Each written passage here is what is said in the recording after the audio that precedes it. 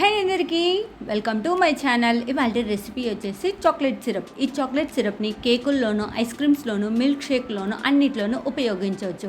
ఇంత సింపుల్ కరమైన చాక్లెట్ సిరప్ని ఇప్పుడు ఎలా తయారు చేయాలో చూసేద్దాం. ముందుగా ఒక బౌల్లో 1 కప్పు దాకా పాలు తీసుకున్నాను. ఒకవేళ పాలు లేకపోతే పాల ప్లేస్లో నీళ్ళు కూడా యాడ్ చేసుకోవచ్చు. ఈ పాలలో రుచికి సరిపడినంత చక్కెర యాడ్ చేస్తున్నాను. నేనైతే 2 టేబుల్ స్పూన్ యాడ్ చేస్తున్నాను.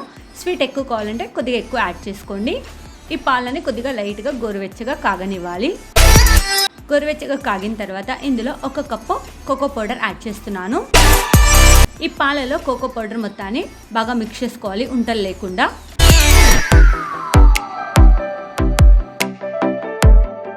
కోకో పౌడర్ మొత్తం పాలలో కలిసిపోయే విధంగా కలుపుకోవాలి.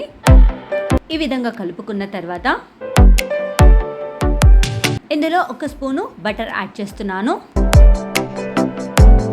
బటర్ లేకపోతే 1 స్పూన్ నెయ్యి కూడా యాడ్ చేసుకోవచ్చు.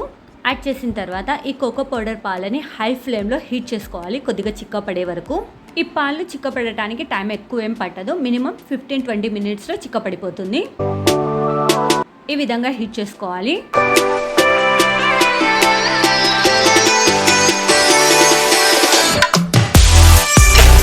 లైట్గా చిక్కపడింది, ఇంకొద్దిగా చిక్క వచ్చే వరకు హీట్ చేస్తున్నాను నేనైతే.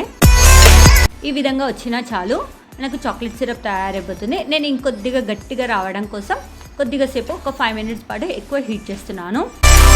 ఈ విధంగా చిక్కపడే వరకు హీట్ చేసి చల్లారనివ్వాలి. చల్లారిన తర్వాత ఇందులో 1 స్పూను వెనిలా ఎసెన్స్ యాడ్ చేసి మొత్తాన్ని బాగా కలుపుకోవాలి.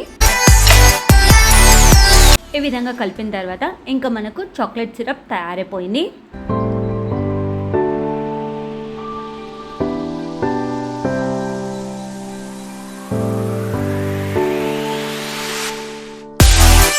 ఈ చాక్లెట్ సిరప్ని మనము కేకుల్లోనూ, ఐస్ క్రీమ్స్లోనూ, మిల్క్ షేక్లోనూ ఎందులో అయినా ఉపయోగించవచ్చు. ఈ చాక్లెట్ సిరప్ని. ఈ చాక్లెట్ సిరప్ మినిమం 1 ఇయర్ పాటు ఉంటుంది, ఏమీ చెడిపోదు. ఈ చాక్లెట్ సిరప్ ఒక్కటి ఉంటే చాలు, నిమిషాల మీద మనకు కోల్డ్ కాఫీ తయారైపోతుంది ఈ చాక్లెట్ సిరప్ వల్ల.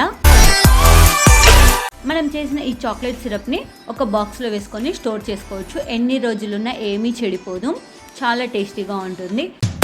ఈ చాక్లెట్ సిరప్ని చాలా సింపుల్గా తయారు చేయవచ్చు, జస్ట్ 3 ఇంగ్రీడియంట్స్తో. ఇంత సింపుల్ కరమైన చాక్లెట్ సిరప్ని తప్పకుండా మీరు కూడా ట్రై చేయండి. Thank you for watching my channel.